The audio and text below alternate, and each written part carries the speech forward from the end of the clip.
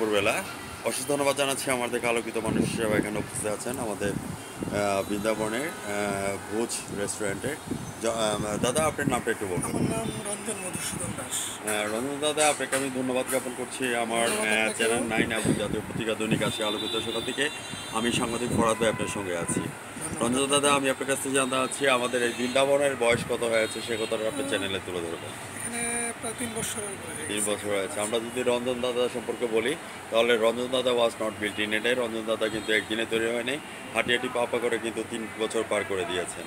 দাদা, আপনার এত পপুলারিটি আমাদের কুমিল্লা শহরে এবং বিভিন্ন জেলা থেকে আসে, কিভাবে অর্জন করেছেন সে কথাটা আমার চ্যানেলে তুলে ধরবেন। আমি সাংবাদিক ফরহাদ সাহেব আপনার সঙ্গে আছি। দাদা।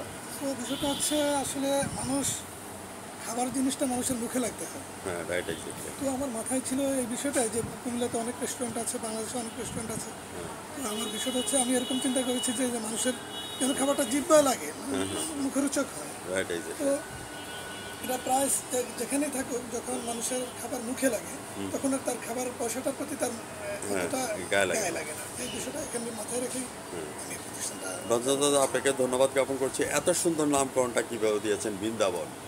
এটা আসলে সৃষ্টিকর্তার একটা ইচ্ছা, আর নামের সাথে তার যদি কাজের সঙ্গতি না থাকে তাহলে একটু ঝামেলা আছে। তো এই বৃন্দাবন নামটা দেওয়ার পরেই মাথায় আসছে যেন ওই নামটার সাথে আমার প্রতিষ্ঠানের কি বলা যায় কার্যক্রমগুলিও যেন ওরকমই সঙ্গতিপূর্ণ থাকে, এই Right, চিন্তাটাই exactly. মাথায় রেখে ধন্যবাদ রঞ্জন দাদা, আপনি যে কথাটা তুলে ধরেছেন।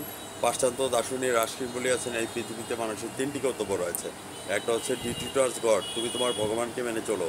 ডিউটি টুয়ার্ডস প্যারেন্টস, তুমি তোমার পিতা মাতাকে মেনে চলো। সম্রাট নেপোলিয়ন বলেছেন, তুমি আমাকে একটা শিক্ষিত মা দাও, আমি তোমাকে একটা শিক্ষিত জাতি দেবো।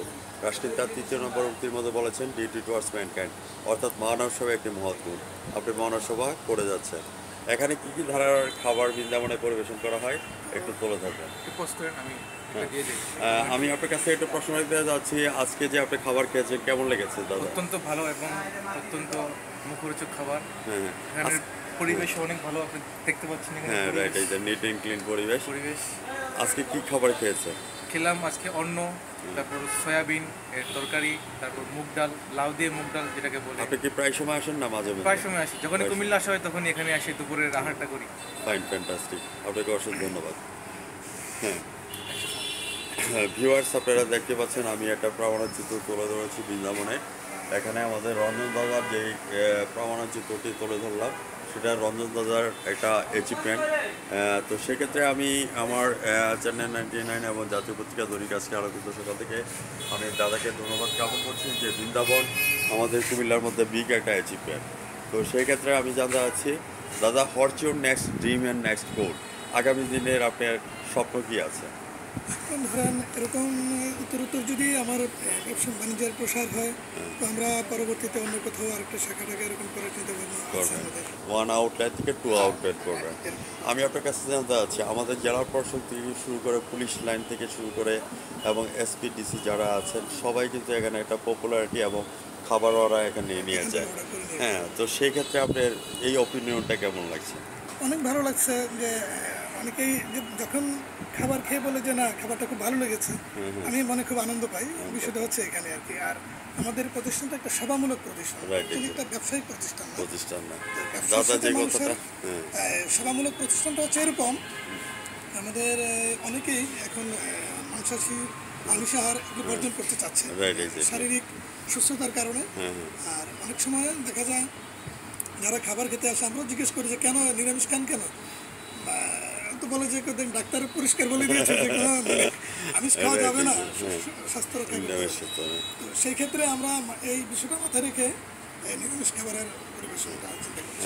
আমি আপনার কাছে যেই কথাগুলি আপনি তুলে ধরেছেন এই কথাগুলি আজকে রাত 9টা 15 মিনিটে আমাদের টিভি চ্যানেলে আসবে।